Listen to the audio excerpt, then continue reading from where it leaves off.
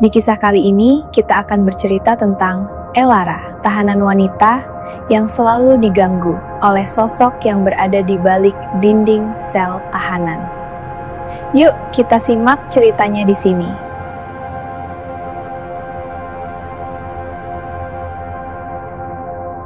Nama tahanan itu Elara. Ia ditempatkan di sel wanita paling ujung, sel nomor 12. Catatan di pintu hanya menuliskan satu kalimat aneh. Jangan pernah membuka dinding pembatas. Elara cantik dengan cara yang menyakitkan untuk dilihat di tempat seperti ini. Wajahnya bersih, mata gelapnya dalam, seolah menyimpan sesuatu yang tidak ingin ia ingat.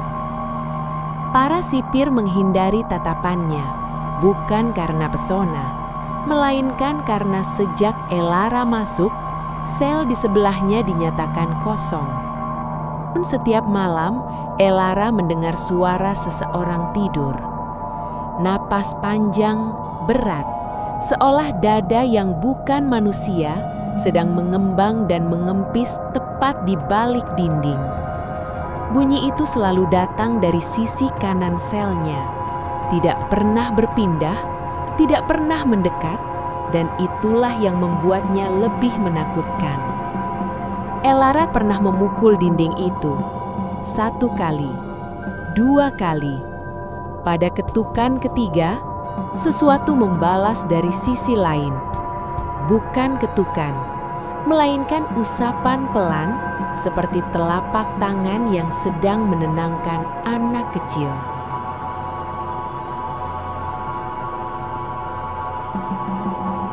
Sejak malam itu, Elara berhenti memukul dinding. Bukan karena takut, melainkan karena dinding itu mulai memanggilnya. Pada malam ketiga setelah usapan itu, Elara terbangun dengan keringat dingin membasahi punggungnya. Sel nomor 12 gelap total. Lampu lorong mati lebih awal dari biasanya. Lalu terdengar suara nafas itu lagi. Lebih dekat. Bukan lebih keras, lebih sadar. Elara. Namanya diucapkan dengan suara yang bukan suara manusia. Terlalu lambat, terlalu berat. Seperti sesuatu yang harus mengingat cara berbicara dari dalam daging yang sudah lama mati. Elara menutup telinganya. Namun suara itu tidak masuk lewat telinga. Ia datang dari dalam kepalanya. Dinding pembatas di sisi kanan berdenyut pelan. Bukan getaran, bukan gerakan. Denyut, seperti jantung yang terkubur. Di tengah malam, Elara menyadari sesuatu yang membuat darahnya membeku. Permukaan dinding itu hangat.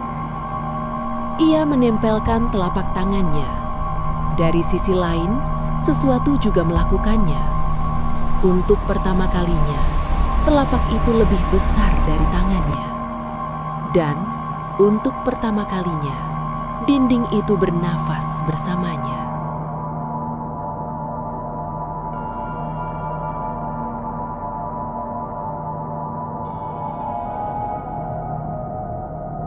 Pagi harinya, seorang sipir baru ditugaskan di blok wanita. Ia berhenti di depan sel nomor 12. Wajahnya pucat. Catatan lama di pintu membuat alisnya berkerut. Jangan pernah membuka dinding pembatas. Sipir itu tertawa kecil, menganggapnya lelucon tahanan lama. Namun, saat ia mengintip ke dalam sel Elara, ia tidak melihat Elara. Sel itu kosong, kasur rapi, tidak ada tanda perlawanan, tidak ada darah.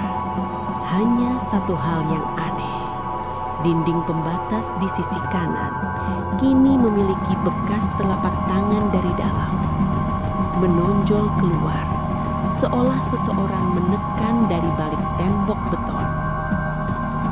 Malam itu, sel nomor 11 yang sebelumnya kosong mulai mengeluarkan suara napas berat.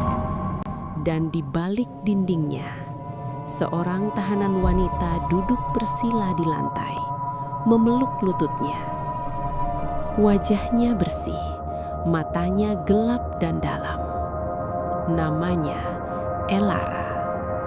Di pintu sel nomor 11, sebuah kalimat baru terukir dengan paku berkarat. Sekarang giliranmu mendengar.